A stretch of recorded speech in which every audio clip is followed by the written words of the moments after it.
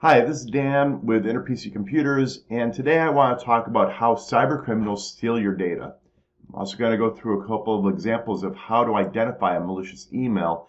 Emails are the number one way how cybercriminals are getting into businesses and installing ransomware and things of that nature and causing a lot of havoc. So really, my goal today really is to help you protect your data and ensure that the data is secure. So how do you know when email is bad? I'm going to give you a couple of quick tips on to identify bad emails.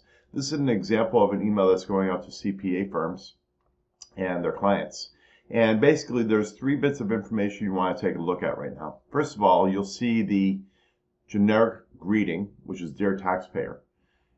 Sometimes you'll also see, like, my name's Dan, the email might say Daniel. Now, very few people call me Daniel, but that's something what might happen in one of these emails. The name just seems a little suspicious.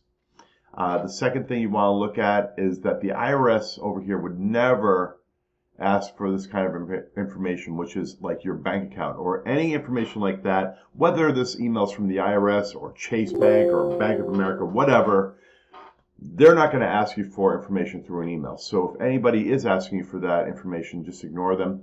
Then oftentimes you'll see Get Started. What you can do is take your cursor and hover over this link. It'll have a hyperlink, which you can look at and see if it's a legitimate URL.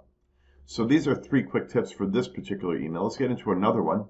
Here you'll see this is a spear phishing email, and here's a couple of different examples. You'll see in the sent, it was sent January 25th, 2017 at 3 a.m. That's a little suspicious right there. It's, why are they sending the email in the morning? It's from Francesca, at salve.edu. What you could do is search for salve.edu on the internet and see if it's a legitimate website. Even if it is, you do want to be careful. It still might be a malicious email address. Then you have Francesca. Again, is that the name that you are normally addressed by? And you'll see here they have a link to a website. You can actually go to forge.com. You'll see that it's not even running. There's no website called forge.com.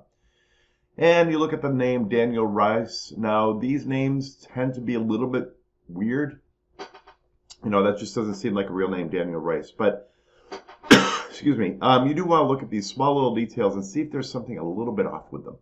Then you have an example just to the right here, and it says, Dear Joe, our records indicate you have not changed your password in the last 90 days. If you do not change your password in the next 24 hours, your access to human systems will be suspended. Then they have a little box where you can actually log in right there. So this is pretty clever.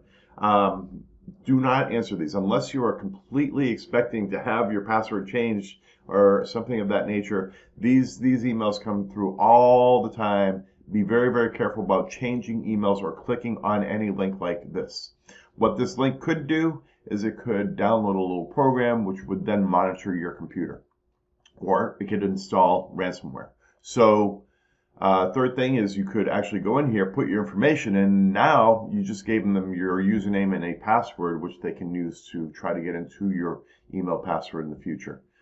So these are a couple of different ways how people are getting into your accounts. If you have any questions, you can email dan@myinnerpc.com to book a 15-minute phone call if you want to talk about any email issues you may have. Put in the subject line, cyber attack. And thank you for watching this video. I'm going to put out a couple more videos like this in the future. And I hope you have a great day. Talk to you later. Bye-bye.